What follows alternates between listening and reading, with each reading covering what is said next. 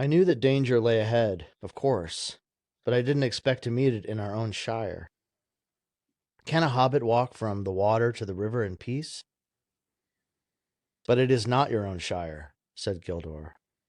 Others dwelt here before hobbits were, and others will dwell here again when hobbits are no more. The wide world is all about you. You can fence yourselves in, but you cannot forever fence it out.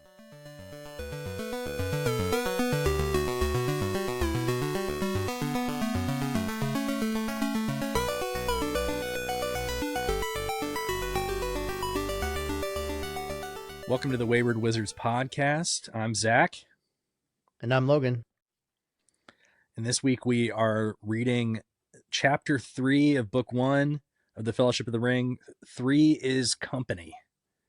So, Logan, what goes down this week? What happens? Frodo and his friends and relatives make plans to leave Bag End, though not in a rush. They take their time. Yeah.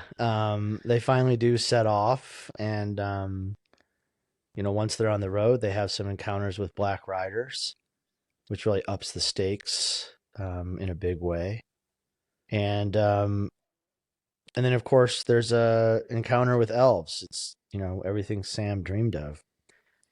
Sam's greatest dreams come true. Happening right here in the Shire, which is pretty fascinating. So we get a little sense of what's going on in the world beyond the confines of this, little emerald place. Right. But that's right. And we get a little wizard disappearing action, which is definitely a theme in yeah, definitely in all of Tolkien. Gandalf just like disappearing into thin air.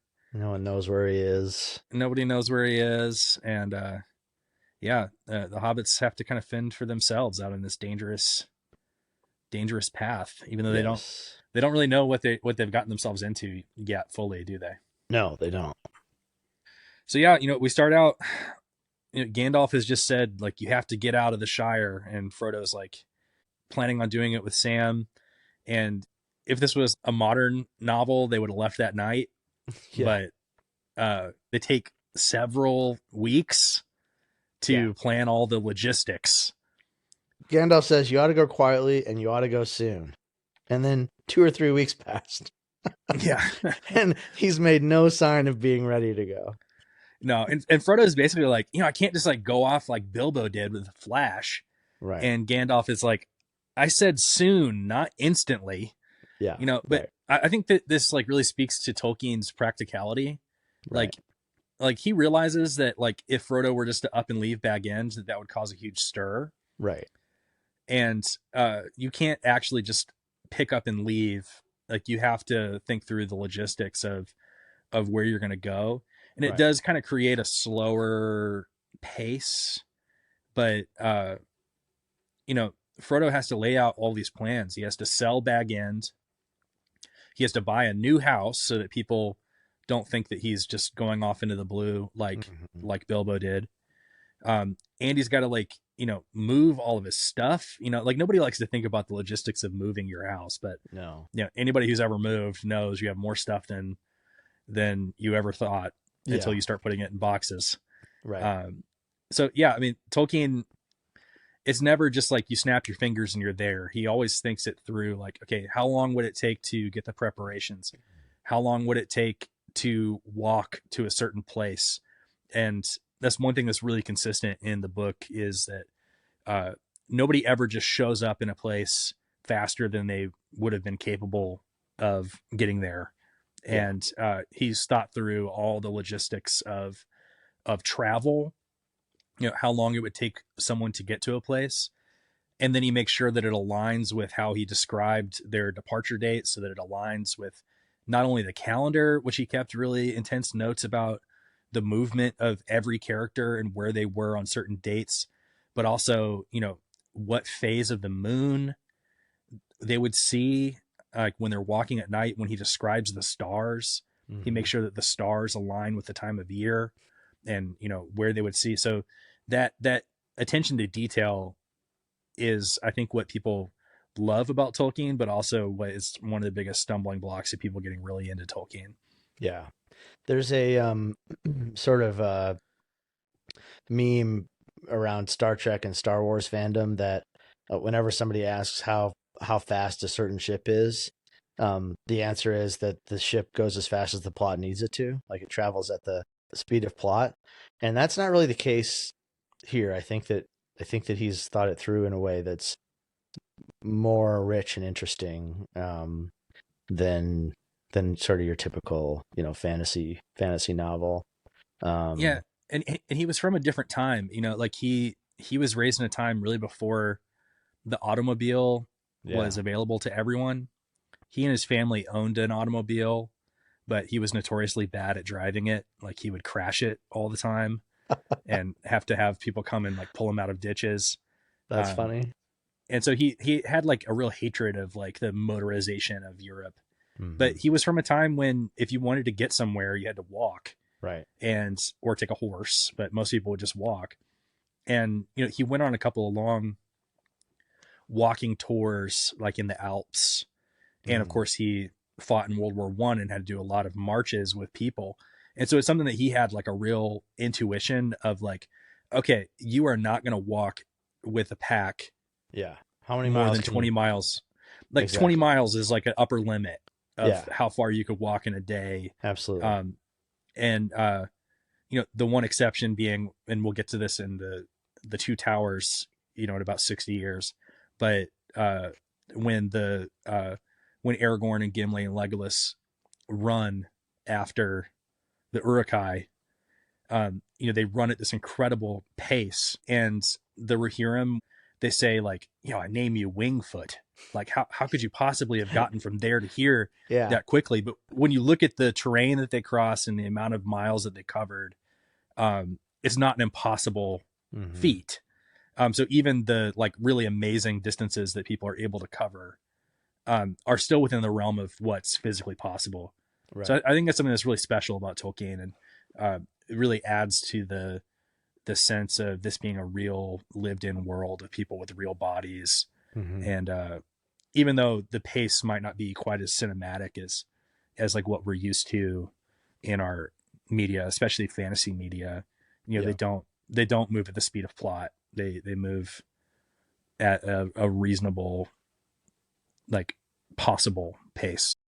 It's really based on what a human being is capable of in a way. Um, Yeah. even if some of the feats are superhuman, there's an explanation. Like Aragorn can run that far because he's Aragorn, right? Like, Yeah. and He's just really fit.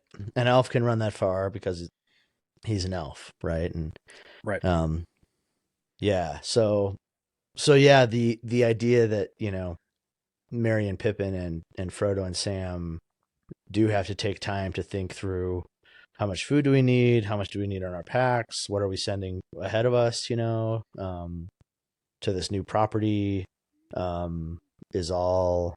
Um, it's not just background detail; it's sort of practical. Yeah. Yeah. Yeah. Yeah. It's the type of thing that Tolkien, this is how his brain worked. He was always doing math in his head. And I Yeah. think that really adds to the experience for us because it feels real. Right. Yep. But yeah, so the hobbits, they make all the preparations, and kind of just out of nowhere, Gandalf, he's like, I got to go to the border and get some news. I heard a piece of news that was concerning to me, but we don't ever get an answer to what that news is or who he got it from. Yeah. Do Um, you think that's Black Rider related? Has I he don't heard? know. Has he heard a rumor? I don't know. I searched high and low. Maybe a listener who is like even nerdier than us can tell us if there's a direct answer to what news did Gandalf get and from whom. Yeah. But I don't think it's ever answered in the text. I think he's gotten news from someone, whether it's Aragorn or another ranger, Right. that there's something concerning going on. I think, if you look at the timeline of what's going on, this is around the time that the wars in Gondor are starting to happen when Mhm. Osgiliath is lost outside of Minas Tirith. And so it might be about the kind of the movement of troops out of Mordor that is concerning to him. It might be that he's caught wind of the Black Riders, but then that begs the question: if he knows the Black Riders are like in the area, why would he leave Frodo to, Yeah, that's a good question. fend for himself? Right. So I don't think it's ever directly answered, and I don't think we ever really can know. But Gandalf leaves, and of course we'll find out in the Council of Elrond chapter that this is when he interacts with Sauron and gets imprisoned by Sauron, Right. which is why he's not able to come back. But they wait for him as long as they can, essentially. But they had planned on leaving after Frodo and Bilbo's birthday. Yeah. And so they just go ahead with their plans, and they essentially say, like, we can't wait for Gandalf any longer. We're just going to strike off on our own, and he can meet us in Buckland, at the new house, and he'll probably beat us there anyway, because we're going to take a long road to get there. Yeah. So then the news reaches the rest of the Shire through Hobbit gossip, basically. Oh yeah, from Summer's the evening, Ivy an Bush. astonishing piece of news reached the Ivy Bush and Green Dragon. Giants and other portents on the borders of the Shire were forgotten for more important matters. Mr. Frodo was selling Bag End. Indeed, he had already sold it to the Sackville Bagginses. And so we get some details about the SBs, which is those SBs. I love it. The SBs. Yeah. It sounds like a swear word, It does. It sounds like a curse. But yeah, it's funny. Yeah, the Hobbit gossip train is alive and well. Word travels really fast in Hobbiton about the doings of Frodo and his friends. Yeah. I think it's interesting that we get a couple of lesser known hobbits introduced into the story. We got Merry and Pippin, of course, who we know well. We got Sam, but then we also get Falco, who I don't think really does anything. Falco? I don't think he gets a single line. I missed that. It's so funny how he names background characters. Just like, yeah, they don't get any dialogue and they don't really do anything to expand the plot. But it says some of Frodo's friends came to stay and help him with the packing. There was Fredegar Bolger, also known as Fatty. Tolkien loved a good fat joke. And then Falco Boffin. Falco Boffin, sure. And of course his special friends, Pippin Took and Merry Brandenburg. Special friends. Between them, they turned the whole place upside down. Yeah. So they pack up Bag End, and they have a little farewell party. Mm-hmm. Which I think I think this is so funny. I mean, they drink all the last of the wine. Yeah. So that Lobelia doesn't get a drop of it. And they leave her the dirty dishes, which I think is such a hilarious slight. It's such a middle finger to Lobelia. Yeah, the USB. Yeah. Oh man. It says, after lunch, the Sackville Bagginses and Lobelia and her sandy-haired son Lotho turned up, much to Frodo's annoyance. Ours at last, said Lobelia as she stepped inside. It was not polite, nor strictly true, for the sale of Bag End did not take effect until midnight. But Lobelia can perhaps be forgiven. She had been obliged to wait about 77 years longer for Bag End than she had once hoped, and she was now 100 years old. That's funny. Ours at last. What a weird thing to say. Ours at last. Yeah, what a jerk. But yeah, I mean, we also find out that her husband died. Yeah. At a disappointing age of, what was it, 102? Something like that, yeah. And then we get introduced to her son, who is confusingly also named Lotho. Right, that is confusing. So that's a different Lotho, and he'll of course make his appearance at the very end of the story as well. And in the ultimate British insult, Frodo did not offer her any tea. Hmm. Yeah, we probably miss that as Americans, a little bit, like how much that sort of breaks the conventions that are, sort of expected. Yeah, Um, like but no tea for you. Frodo just has no time for these people. No. Our last meal at Bag End, said Frodo, pushing back his chair. They left the washing for Lobelia. And So then not they, only did he not offer her tea, he left her the dirty dishes in the sink, yeah, which I and think, they go straight from dinner to putting their packs on. yeah, Pippin went for a last stroll in the garden. Sam disappeared, and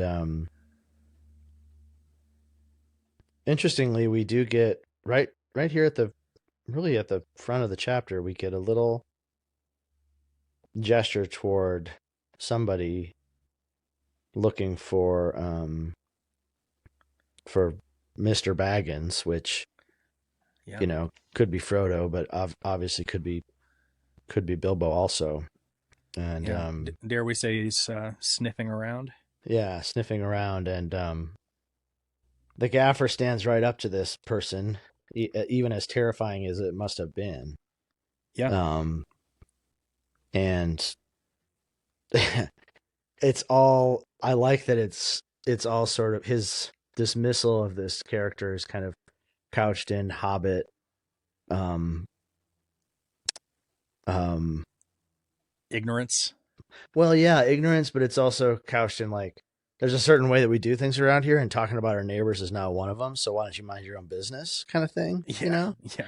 Get out of here, Uh, you big person. Yeah, yeah, exactly. right. And I, I, there's a comment here about um, he's moved away to Buckleberry or some such place. Like it's just nonsense to the gaffer. Like why would you move? Why would you move over there? I don't know where he's going. Why would I want to know? I don't want to know more about it than I have to know. And he literally doesn't. And so, yeah, I love that he kind of has this false courage because it's based on all this hobbitness, Um, but Yeah, he's like he's moving off across the water to some such place. I don't know why you would ever go to such a don't ask me because ridiculous. I don't. Yeah, I've never been there.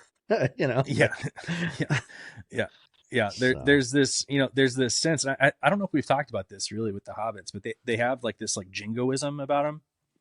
yeah, You they know, do. even like someone who lives like a couple towns over is they call them outlandish or an outsider. Yeah, right. And there's this kind of like dismissal of people who live in Buckland because they bother with Boats. boats. Yeah, there's this like hobbit fear of water, It's which just which is like really really interesting. it's like nonsense. Like the idea that you would get on a boat is like, What a it's ridiculous thing. Which we know that's how Frodo's parents met their untimely yeah, end. how they So died, right? it's not completely unfounded. But I think Right. it's interesting when Bilbo first goes off and we see the kind of the foundation of the Mad Baggins Hmm. myth. They blame Gandalf. One, they're like, clearly this wizard has something to do with this Hmm. tomfoolery, and they're like, and he's probably dead. He probably fell into a lake or a river somewhere, and he'd probably drowned. Yeah, But yeah, there's right. this like distrust of any body of water and boats, and uh, distrust of anybody who lives outside the borders of their Yeah. little town.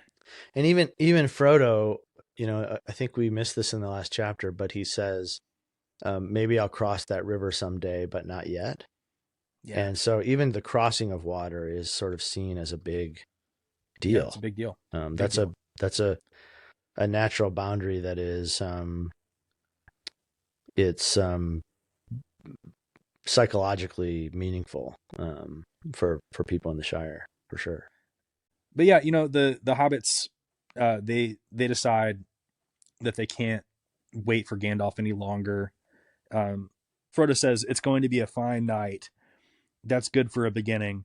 I Mm. feel like walking. I can't bear any more hanging about. I'm going to start, and Gandalf must follow me. And that's where we get this launching off point, starting right from the beginning with this very eerie encounter with what we find out later is a black rider But yeah, like you said, Handfast is like unbothered by this person. He's more annoyed that someone's like rooting around his friend's business Yeah. than anything. But he's not afraid of these Black Riders. Right. Um, and I think that's one thing I wanted to talk about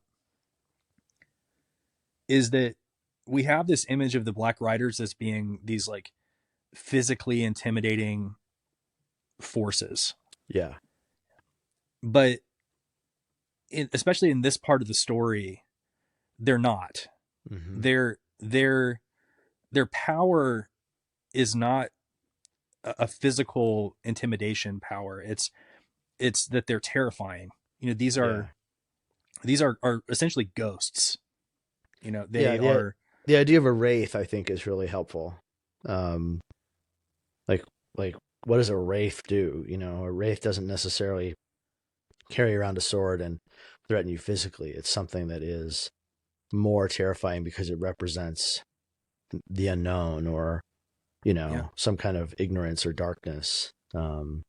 It like kind of it zaps your courage, right? And it's fearful, but it's not something that's just going to like crush you physically, right? And when we like get to their encounters on the road, we can kind of look at that a little bit more. But I think it's important, like the vision of the Nazgul that we get later in the book, those are different Nazgul than what we have now. Those Nazgul are they're closer to Sauron physically. They are they draw power from Sauron's power, and that gives them this like kind of more physical presence, this terrifying physical presence where they're riding on winged mounts, and they're swinging around big maces and holding flaming swords and things like that. Right now it's much more subtle. They're away from their center of power. They're not physically intimidating, but the hobbits are like kind of like uniquely suited to stand up to them, partly because of just they don't know who they are, right? And so they don't know to be afraid of them, but also just because of they're just made of sturdy stuff. They're not easily intimidated. Yeah. They're they don't bother with people like sniffing around their business. Right.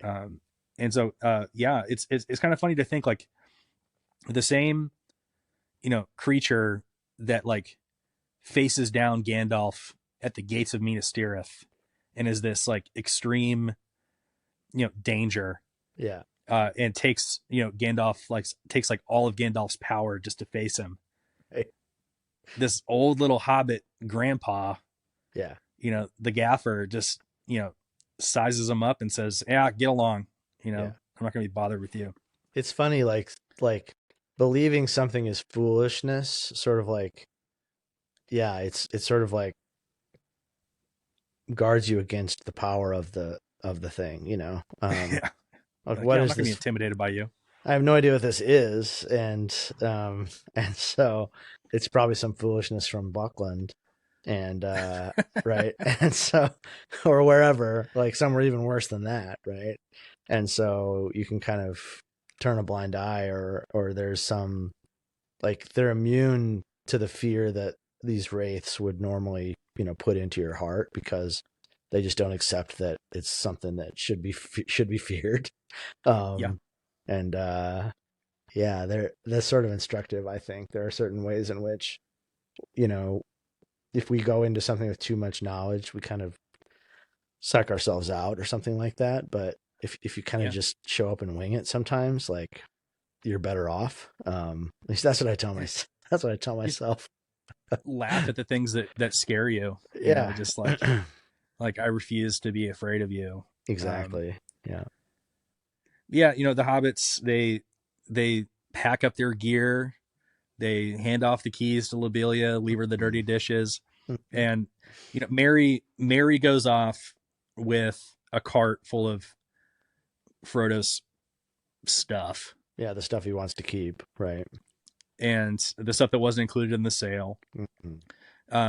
Sam was off saying goodbye to the beer barrels. Oh, that's right. Yeah, Bag End. He's like, too. wiping his mouth, after saying goodbye to the beer barrels. And he's like, yeah, I think I'm set for a while. Mm-hmm. And, we get like a little bit of like great Hobbit banter where, Frodo's essentially like, yeah, I think you gave me all the heaviest stuff here. Yeah. And it says that he like looks at himself in the mirror before he leaves and realizes that he's like a little flabby. Right. And so this walk is probably going to do him some good. Yeah, get himself into shape before he has to leave, the Shire. Do a bit of training, I think is what he says. Right. And, Sam puts on a stupid hat and they get going. But I love Sam's response when Frodo says, I'm sure you've given me all the heaviest stuff. I pity snails and all that carry their homes on their backs. And Sam, just full of desire to please, he says, I can take a lot more yet, sir. Yeah, my pack is quite light. Stoutly and untruthfully. And Pippin says, like, hey, yeah, shut up, kid. We know you're carrying more than the rest of us. Let's get going. Frodo needs to carry his weight. Let's get moving. And they start off in the dark. Yeah. Taking the same path, although they didn't know it, that Bilbo took. Yeah, and there's lots of parallels here. Frodo is 50. Mm-hmm. Bilbo was 50 when he left on his journey. Right. And there's this sense that like they're leaving one without Gandalf like they planned. They plan to have Gandalf guiding them and protecting them. So they're going off, they're striking off into the unknown, but they also don't really know what their journey is yet. And Frodo says to Gandalf at the beginning of the chapter, he says something essentially like, like Bilbo like left to find a treasure. Mm-hmm. And there was a clear goal at the end of his journey. Right. But, I'm leaving without knowing what my quest even is. Yeah. And I'm going to lose a treasure, not to find it. Mm-hmm. And, so yeah, there's a lot of like pluck and bravery and courage that they show just starting before they even know what they're doing. I think you said earlier, they're winging it. And that's exactly what they're doing. Mm-hmm. We get a little bit of an insight into like the magic that the hobbits have, which, it's not like a powerful magic like wizards or elves, and it says, in their dark cloaks, they were as invisible as if they all had magic rings. Mm. Since they were all hobbits and were trying to be silent, they made no noise that even hobbits would hear. And I think that kind of gets back to something that's introduced in The Hobbit really subtly. But the narrator in The Hobbit essentially says like, hey, why don't you see hobbits anymore? Like, what are these hobbit things? And he implies that hobbits still exist. It's just that we're too busy lumbering about in our like modern way of not paying attention. And so these like small creatures who are silent are able to kind of like go unnoticed by us. Right. And so it's kind of like an in-universe reason for why we don't see hobbits anymore. In the same way that the elves going to the West and leaving Middle Earth is kind of like an in-universe explanation for why we don't have elves anymore. Mm-hmm. Hobbits are just kind of like, they're easily unnoticed, right? Both in the world of the text, but also like it's implied in the modern world. Like we don't see them because they don't want to be seen. Yeah. I like that, and I like that you sort of couch it as magic, because I do think that's actually how magic functions in Tolkien's world. That it's something that is it's like it invested as a part of the person or the being. It's not like a skill, that you learn necessarily. It's like it's a trait, right? So hobbits have this trait that if they want to be silent, they can be. And even another hobbit couldn't hear them.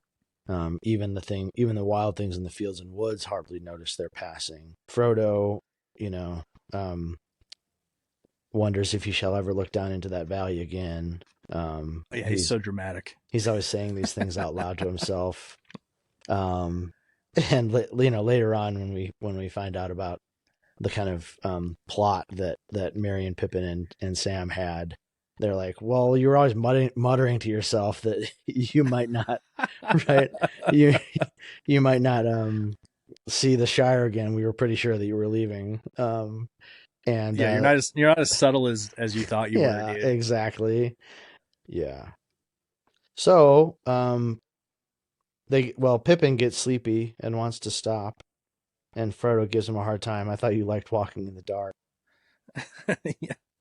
But there's no great hurry. They're still kind of lackadaisical about how much time they have and what the Yeah, stakes are. consistently in this chapter they rest and then they eat and then they rest some more. Yeah. It's not they're not on a march here. They're just kind of taking their sweet time. Right. Partly probably hoping that Gandalf will catch up to them. Show up. Yeah, maybe there's a little bit of prevaricating because they're hoping Gandalf will figure out where they went. And then we have what I think of as a little bit of Narnia. I'm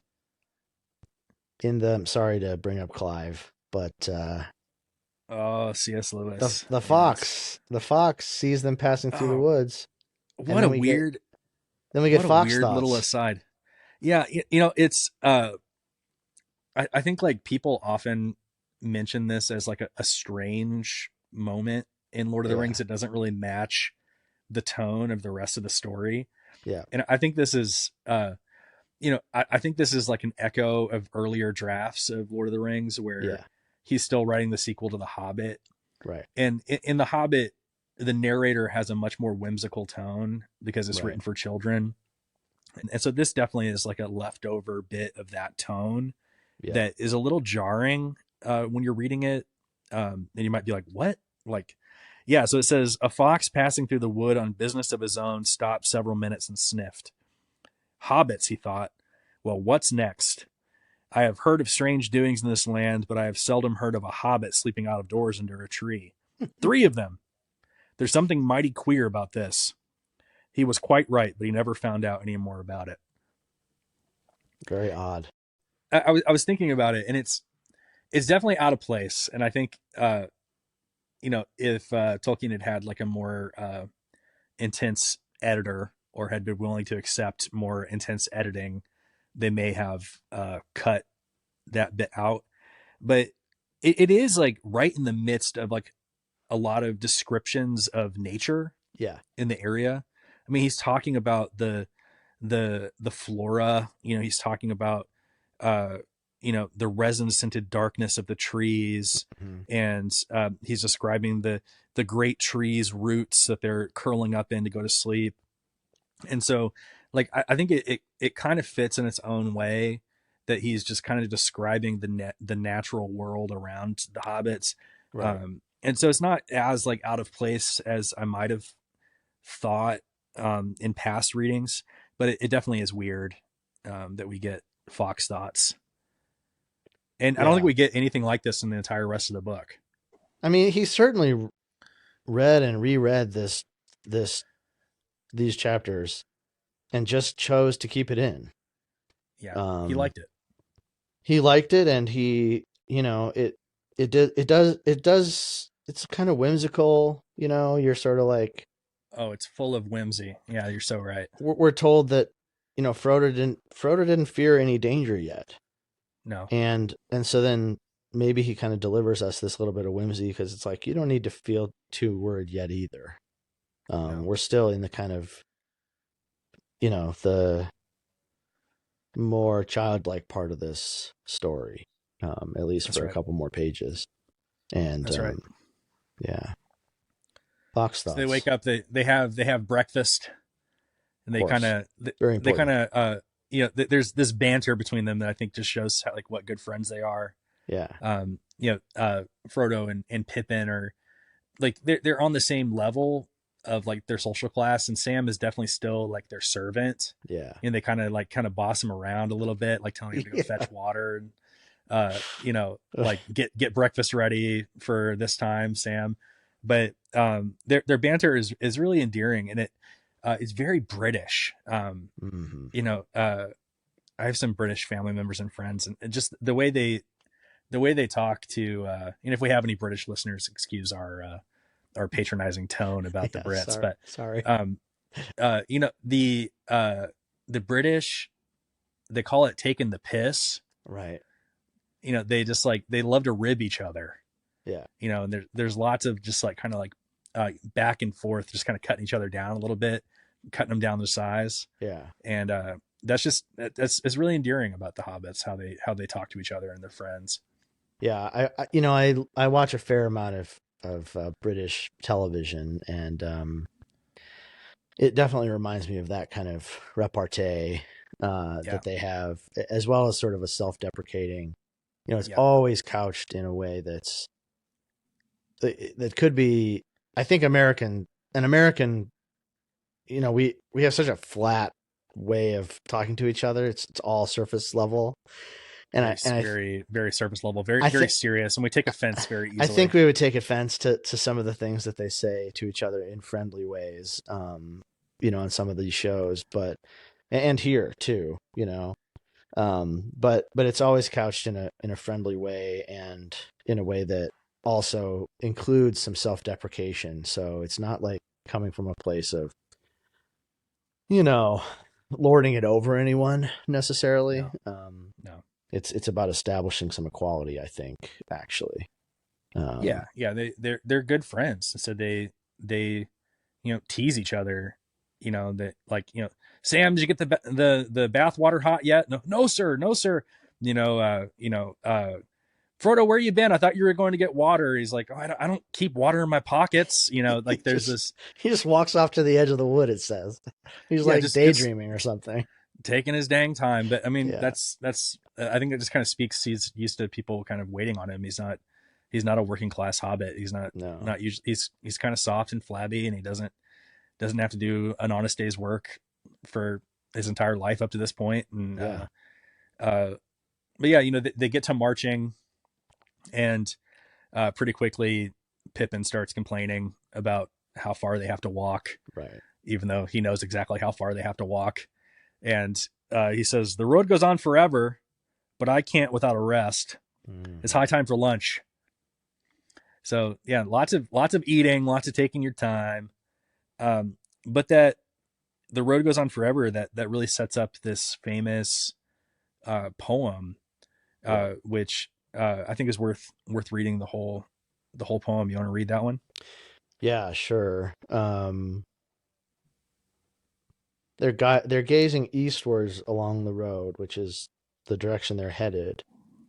And then, yeah, perhaps what Pippin says unlocks this in his mind. Suddenly he spoke, aloud, but as if to himself, saying slowly, "The road goes ever on and on, down from the door where it began. Now far ahead the road has gone, and I must follow, if I can, pursuing it with wary feet, until it joins some larger way, where many paths and errands meet, and whither then I cannot say." Pippin immediately says, "Well, that sounds like Bilbo's rhyming." Yeah, And and we get a version of this poem from Bilbo's lips, right, with a minor alteration, yeah, which I think is worth mentioning. You know, Frodo says, pursuing it with weary feet mm, until it joins some larger way. And Bilbo says, on the kind of outset of his journey, he says, pursuing it with eager feet right, until it joins some larger way. yeah, And so there's definitely, like, you know, Bilbo left having unburdened himself and going off to this new stage of his life. Frodo is leaving with this huge burden, and he's yeah, already wearied by it. And this is not what he chose for himself, right, but he's doing it anyway. But I think it's interesting that, like, Frodo is like, you know, I don't really know if I wrote that, or if I just vaguely remember it from, yeah. Where uh, did I hear that? You know? yeah, or did I make it up myself? You know, Pippin's like, Mm-hmm. that sounds like one of old Bilbo's rhymes, or is it one of your imitations? And Mm, uh, there's this theme, this like kind of recurring event that happens where uh, characters who are like in, you know, situations beyond their capabilities speak with a voice that's not their own. mm-hmm. You know, Sam and Frodo. There's a few times when Sam and Frodo are, you know, in Mordor when they start speaking in Elvish, and it's not Yeah. clear where it comes from, and they don't even necessarily even understand the words, but it's almost like given to them as like a spiritual, Inspired. Yeah. um, yeah, it's like a spiritual bolstering of themselves. And so this seems to be kind of a version of that. It's almost like Frodo's given these words to speak, and they're almost like a prayer Yeah. to inspire him. And it's a beautiful sentiment, and it's it's a theme that is really throughout Tolkien, that roads, journeys, quests are like a river that can sweep you off your feet Hmm. and take you to places that you never expected to go, and that it's dangerous to step outside your door because you never know where you might end up. Yeah. I think it's worth reading also what Frodo says, in response to to Pippin asking, is that one of Bilbo's rhymes? And he says, it reminds me of Bilbo in the last years before he went away. He used to often say there was only one road, that it was like a great river. Its springs were at every doorstep, and every path was its tributary.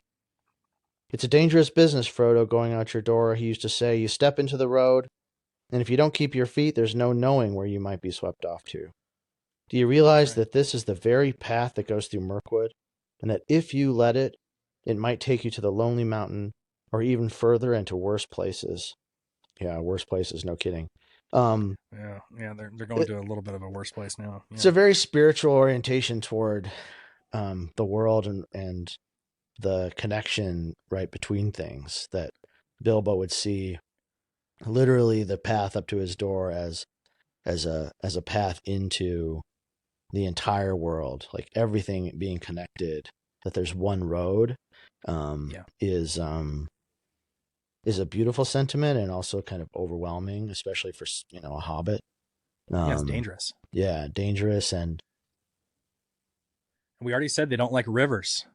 yeah, They don't like the idea of being swept away. they don't like being swept away. They're little creatures close to the ground with big feet, and they want to feel like they're on solid ground. But Yeah, once you yeah. step out your door, the ground is less solid than maybe you think. So, um, And speaking of, I mean, right at this moment, they hear something coming towards them, yeah, and that's when they encounter for the second time now, uh, in a more up close and personal way, this pony or horse yeah. coming on the road up to them, and they wonder, like, I wonder if this is Gandalf coming up. Like, let's hide, and we'll give him a good surprise. Hmm. We'll pay him back for being late, and so they hide. And Frodo Thank has God. Frodo has some um, instinct or something. He says he has a sudden unreasoning fear of discovery. So they get That's off right. the road quick because he's like, if it is Gandalf, we'll surprise him, and if not, then we'll be safe. Right. But yeah, good thing that they get off the road when they do. And it says Frodo hesitated for a second. Curiosity or some other feeling was struggling with his desire to hide. The sound of hooves drew nearer. Just in time, he threw himself down in a patch of long grass behind a tree that overshadowed the road. Then he lifted his head and peered cautiously above one of the great roots. Hmm. Round the corner came a black horse, no hobbit pony, but a full-sized horse, and on it sat a large man who seemed to crouch in the saddle, wrapped in a great black cloak and hood, so that only his boots and the high stirrup shadowed below. His face was shadowed and invisible. I wonder if that's maybe because he has no face at all. Yeah, exactly. His face is shadow. Yeah, Um, yeah, yeah, yeah. But then we get this really eerie desire that anytime the mhm, Black Rider comes near Frodo, he suddenly like has this desire to put on the ring. right. He's compelled to look. He's always compelled to look. He doesn't just hide. He sort of crawls back to the edge of the road, and then yeah, this desire to put the ring on, also to protect himself maybe, but also maybe the ring is trying to reveal itself. And it says, a sudden unreasoning fear of discovery laid hold of Frodo, and he thought of his ring. Mm. He hardly dared to breathe, and yet the desire to get it out of his pocket became so strong that he began slowly to move his hand. Mm-hmm. The advice of Gandalf seemed absurd. Bilbo had used the ring, and I'm still in the Shire, he thought, as his hand touched the chain on which it hung. So there's this sense that like the spiritual evil power of the Nazgul can kind of like tell you what you want to hear in a way that serves them the best, where it sounds reasonable to say, oh yeah, I can put this ring on. I know Gandalf told me not to, but he would understand, you know? Yeah. Right. And that is what makes this so dangerous, because of course, if you put the ring on, it would be like a beacon to the Black Rider, and you'd see him right away. But just in that moment, the rider goes away out of sight. Mm-hmm. And of course, the hobbits just sort of pass it off as queer and disturbing. No, that was weird. It wasn't an existential threat, right? It was just really odd. I mean, who's ever seen something like that? Like, was he sniffing? What a weird, very strange. Or was it the horse that was sniffing? Yeah, it's they don't like the sniffing going on, and they try to dismiss it as there being some men about. And then Sam says, "I know where he came from. He came from Hobbiton because he talked to the Gaffer." And Frodo gives him a hard time for this, but yeah, Frodo heard this conversation too. I don't know why he's so shocked by Sam's revelation that he heard, the Black Rider talking to the Gaffer. But we get a little bit of like, I think more he's just insight scared. Into. Yeah, I think scared. He's like, "Why didn't you say something about it?" And he's like, "Well, he can't be blamed anyway. I heard the conversation too." Right. And he was actually too afraid to go up the road to see who it was. And they just wish that they had Gandalf with them, which I think is a really effective way to tell the story that the hobbits are pretty alone, even in the Shire. That it really would be better if Gandalf was there with them. But there's also this realization that if they had waited for Gandalf, things would have been much worse. Right. They kind of got away right in the nick of time. That's true. If they had waited, then they would have been discovered. Yeah, the timing really works out well. Yeah, and that's another theme that kind of works its way through the text over and over and over again is, things working out in the exact way for the quest to be successful.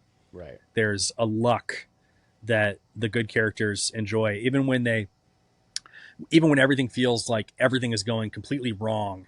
Right. You find out with time as the story unfolds that if they had gone the way that they'd hoped, or if things had shaken out the way that they had wanted it to, that it would have been disastrous. That what seemed like a disastrous turn of luck was actually exactly what needed to happen for them to be successful. Right. And that just happens over and over and over again. It's like, I mean, it's terrible that Gandalf's not here, but if they had waited for Gandalf, they would have been discovered. So they move along, and in true Hobbit fashion, rather than get down in the dumps, they sing a silly little song. Right. And it seems like, this is why the hobbits are so resistant to the power of the Nazgul, I think, is that, how do you combat an evil that sucks away your courage and your hope? You sing, light a fire. Before they sing, and maybe they're sort of inspired to sing by the star that comes out of the trees in the darkening east before them. I can't remember the name of the star that this might be. It's probably Venus, right? It'd be Venus, yeah, the star of Arendelle. Yeah, I think it doesn't say that's what it is, but I think that's implied. That's a great catch, and I have it highlighted here. It's at dusk when it comes out of the trees, and that's when Venus would appear. Right. A star came out above the trees in the darkening east before them. They went abreast and step to keep up their spirits. Yeah, and for folks who haven't read the Silmarillion, which is most people, this star is like super important. I won't get too deep into the weeds because I don't want to bore people to death, but this star is one of the Silmarils that is being held in the sky by this character named Earendel, who is Elrond's father. And his job is essentially to watch over Middle Earth and prevent the first Dark Lord, Sauron's boss, Melkor, from coming back. Melkor. And it's a beloved star because it holds the light of the two trees of Valinor. Right. And it's the last of the Silmarils, and it is always in the sky above. And it's the light that's in the Phial of Galadriel. Mm-hmm. It's a light that encourages and gives people hope. And so, yeah, that's a great catch. You know, that's a really important thing.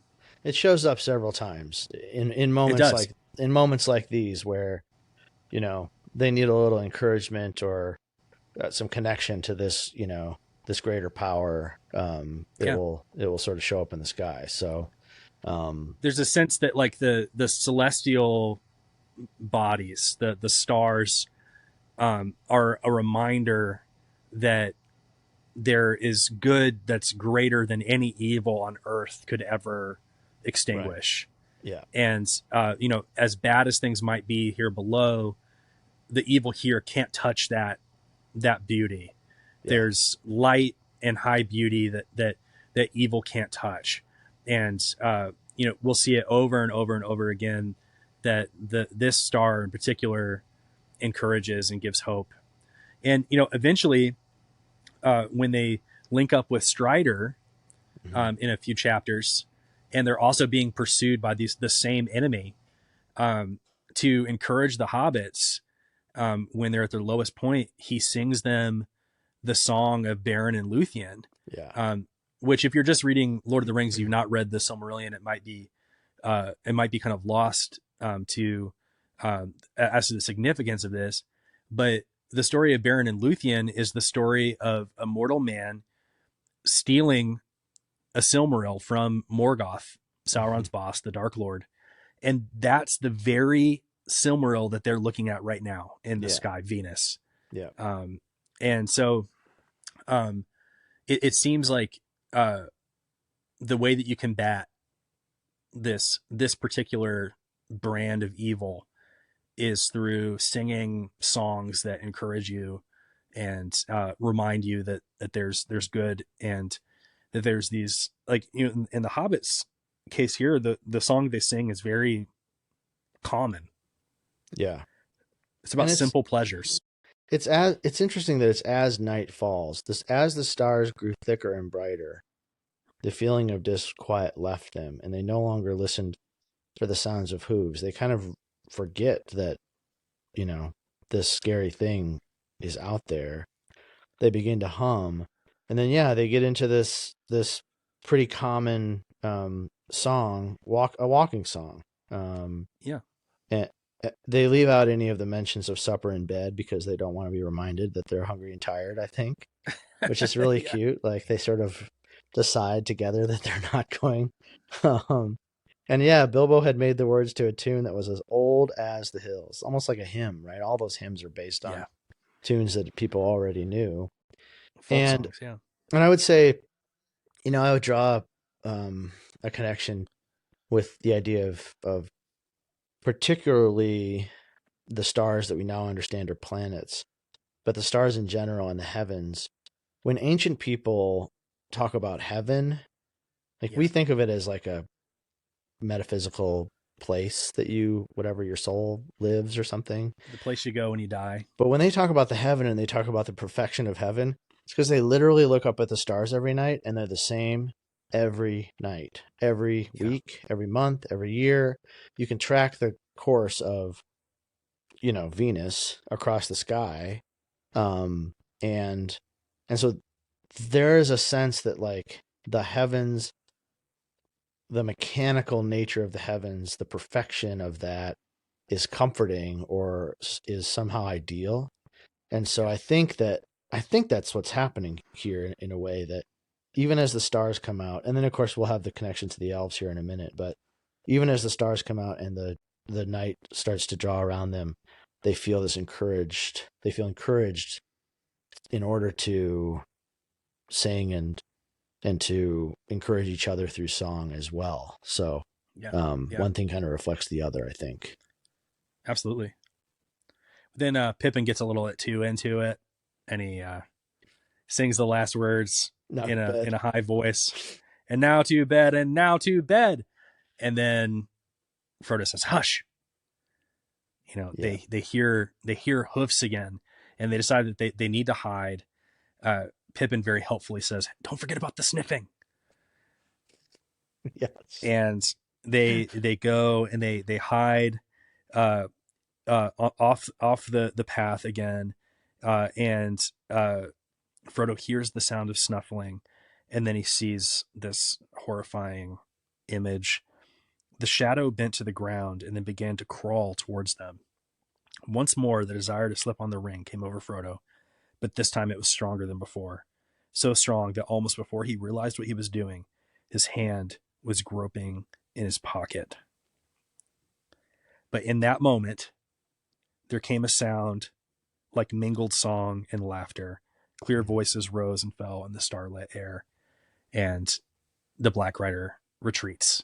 Mm-hmm. And to Sam's great delight, we get some elves. Yeah. Yes, it is elves, said Frodo. And they're just sort of dumbstruck for a Yeah, moment yeah. as they watch, this company walk by, and And they're singing their own yeah, hymn. and elves are singing too about the White Queen. Yeah, Snow White, O Lady Clear, O Queen beyond the western seas, Gilthoniel, O Elbreth. So this is some more like Tolkien legendarium stuff. And I think it's important to remember that for someone who's reading this in 1954, they have no idea what they're talking about. Yeah.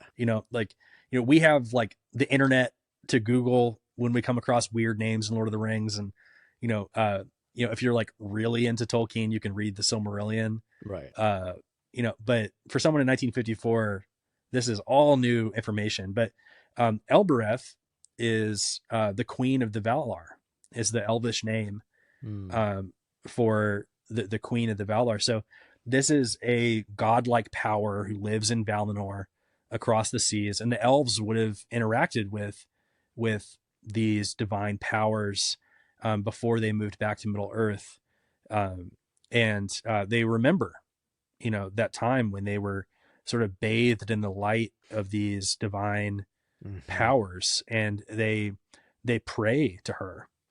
And I think it's interesting that the elves' goodness, and they're singing a hymn to Elbereth. It scares away the Black Rider. Like the Black Rider can't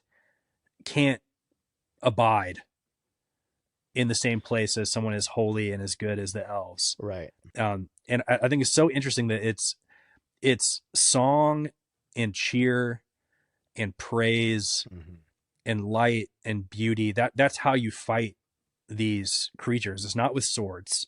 Right. It's with courage and hope and goodness. And it saves their bacon, man. Like they were within inches of being overtaken by this Black Rider, but the elves, by some turn of fate, the elves show up in exactly the right place at the right time. And you have to get a sense that the elf who we learned is Gildor in a minute will say, like, okay, something greater is kind of like pulling the strings here. This isn't an accident that we happened on each other in the woods at the exact same moment.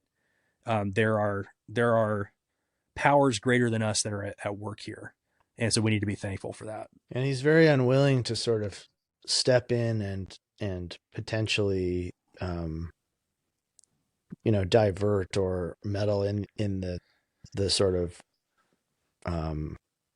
flow of that they're in, right? That the hobbits are in, even though Frodo asks for advice and knowledge and things like that. And Gildor is like, I don't want to get too involved because I don't want to be the person who, who stands in the way of the arc of this narrative that you're part of.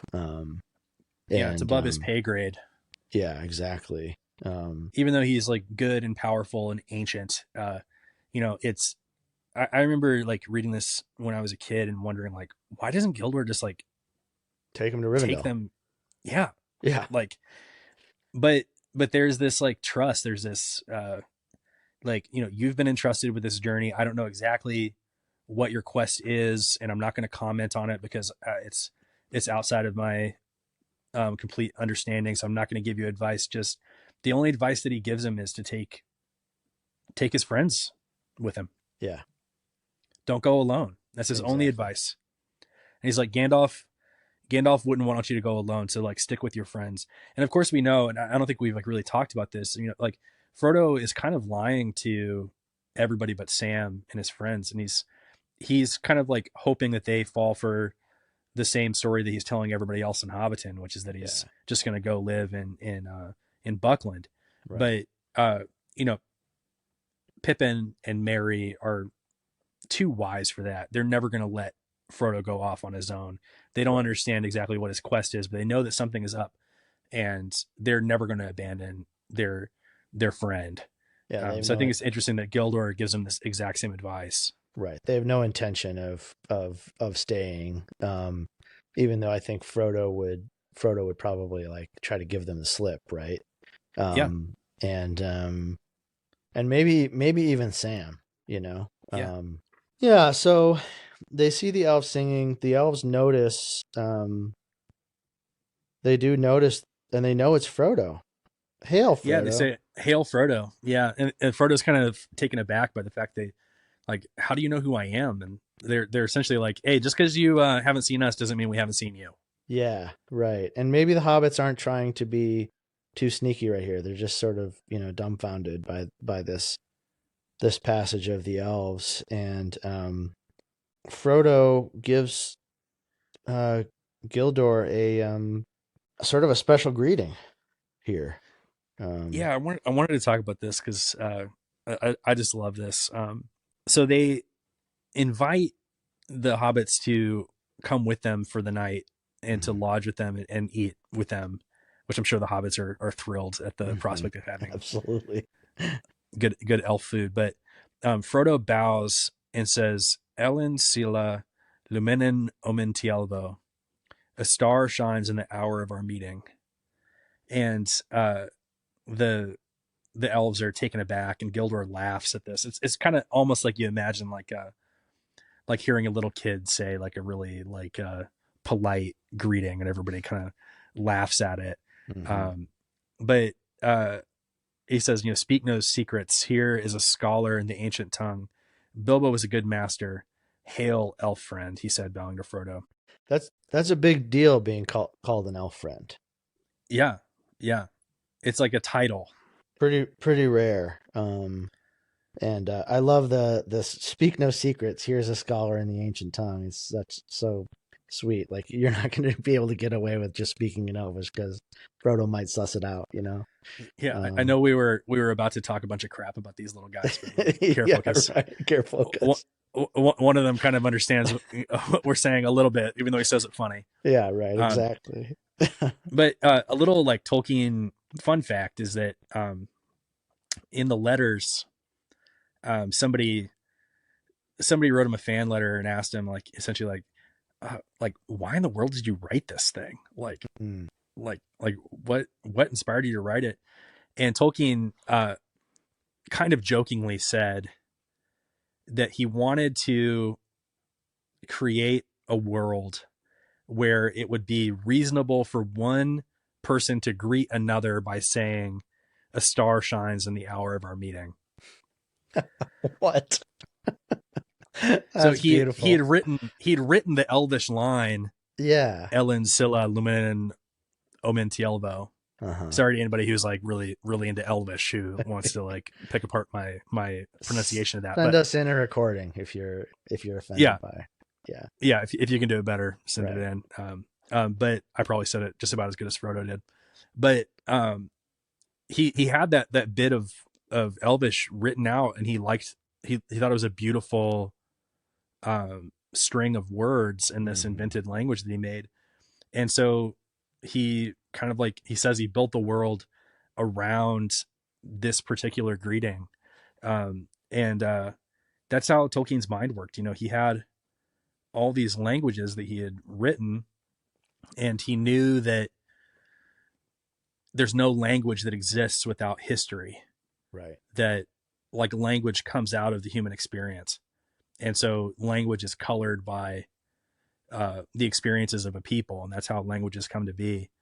And so he started with the languages, and he's like, how could I color a world where these languages make sense? And that's what we get with his legendarium. Very cool. What a great detail. How wonderful that he answered those letters too, you know. Oh, it's such Um, a gift. You know, if you have a few months to spare, going through and really diving into those letters is a real treat.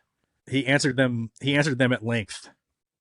So the elves very graciously, and probably recognizing that the hobbits are in trouble, invite them to come and eat and sleep in the same place as them that night. And so they march for a long time, but then they get to this forest dwelling that is very to the hobbit's eyes very magical. Um, it's ironic that the elves invite them to do this, because in the Hobbit, when the dwarves are in the forest and they're starving and lost, they try to seek kind of a similar hospitality from the elves, and they're imprisoned for it. So mhm. this is clearly like a very exceptional moment. This isn't something that happens very often, Mhm. and the hobbits just eat it up. I mean, they have great food and drink that's good enough for a birthday party, Bilbo or Frodo says. Yeah, right. um, and Sam for years after talks about it to anybody that will listen, and says, if I could grow apples like that, I'd call myself a gardener. That's so good. um, and then they just kind of lull off to sleep. Mhm. Sam is curled up at Frodo's feet, and Pippin is snoring off somewhere. But Gildor and Frodo stay up late into the night, talking about everything that's transpiring and how strange it is. So, and then Gildor says to Frodo, he says, "You do not ask me or tell me much that concerns yourself, Frodo, but I already know a little, and I can read more in your face and in the thought behind your questions. You are leaving the Shire, and yet you doubt that you will find what you seek, or accomplish what you intend to, or that you will ever return. Is that not so?" And Frodo is shocked by this insight that Gildor has, Mhm. and Gildor, says essentially that the secret that Frodo has will not reach the enemy. And Frodo's like, the enemy? How do you know about the enemy? And he says, I do Mhm. not know for what reason the enemy is pursuing you, but I perceive that he is, strange indeed though it seems to me. And I warn you that peril is now before you and behind you and upon either side. Yeah, and Frodo says, "You mean the riders? I fear that they were servants of the enemy. What are the Black Riders?"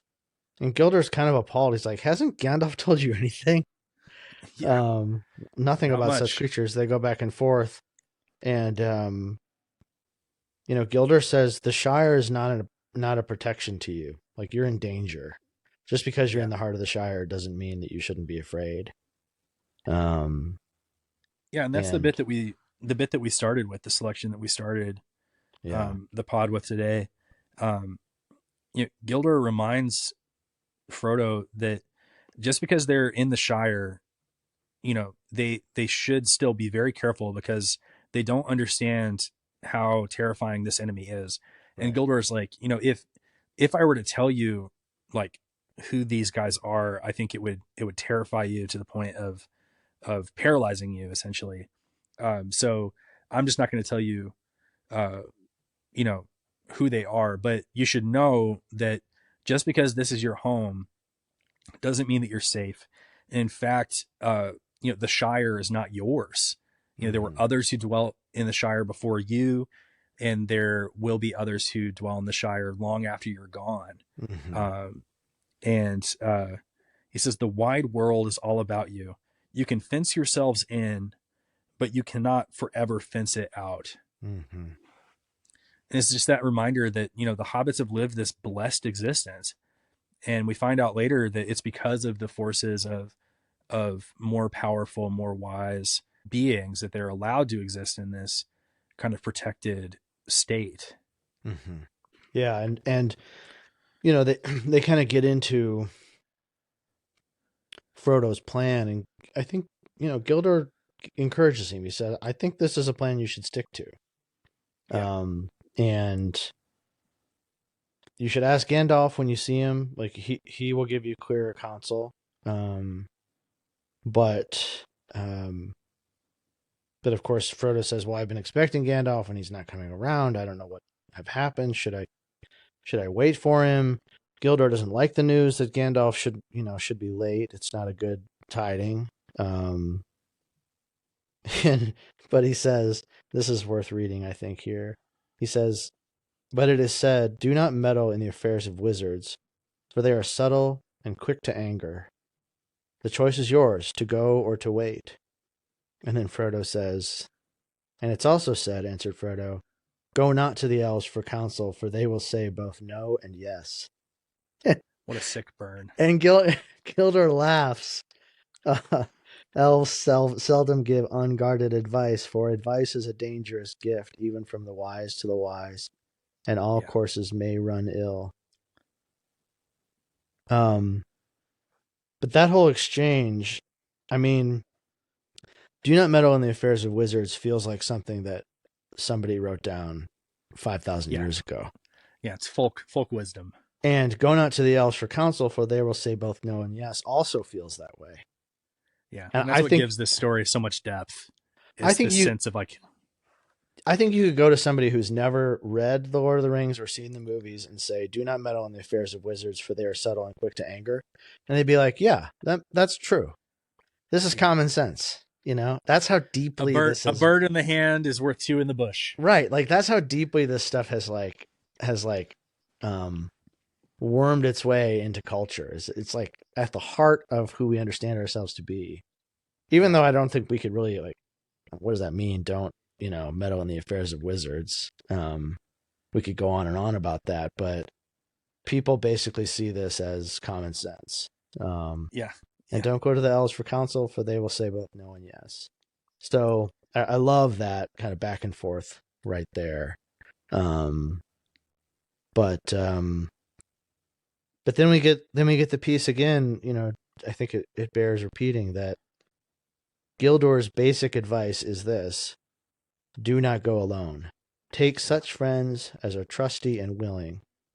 Now you should be grateful, for I do not give this counsel gladly. The elves have their own labors and their own sorrows, and they are little concerned with the ways of hobbits or of any other creature upon the earth. In this meeting there may be more than chance, but the purpose is not clear to me, and I fear to say too much. So because he's worried about the sort of auspicious nature of their meeting, he doesn't want to get in the way of that, but he is willing to give some wisdom, which is take your friends with you. So that you have somebody to sing with, so that you have somebody to light a fire with, so that's going to keep your courage. That's going to protect you even more than Gandalf could. Yeah.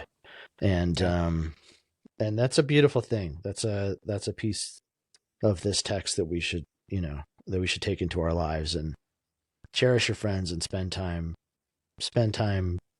as much as you can, making new friends and gathering people around you, because that's what makes life worthwhile.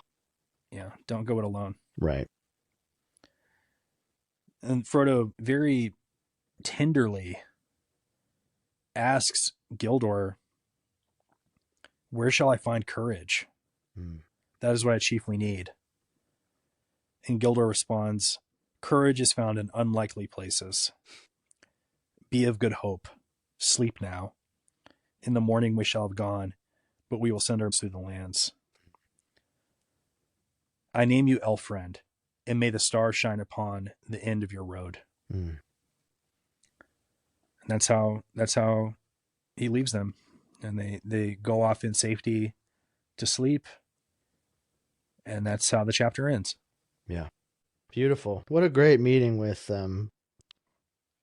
Gildor and this little band of elves. I remember the first time I read this, I was like sort of baffled by this whole aside, and just thought, like, what is going on here? Like what? Let's get the story going. What are they doing? Yeah.